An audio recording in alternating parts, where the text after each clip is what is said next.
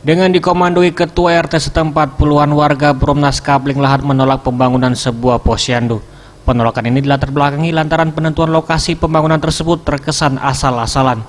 Selain itu, pembangunan juga dianggap akan mubazir jika pemilik lahan yakni pihak pengembang Perumnas menggugat bangunan yang rencananya akan menelan dana kelurahan sebesar 175 juta rupiah ini.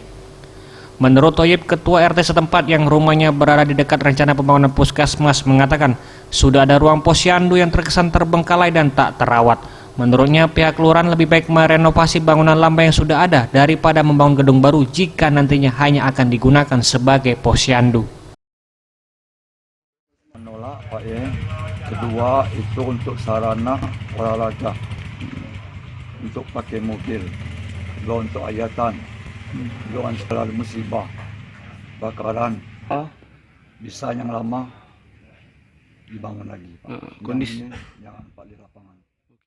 Pemetaan batu pertama, tapi ya karena sedikit ada kendala, untuk sementara kita tunda dulu, kita cari jalan yang baik, jalan suara yang lebih baik lagi, karena ini kepentingan masyarakat banyak, kan? Yudi, Sriwijaya TV.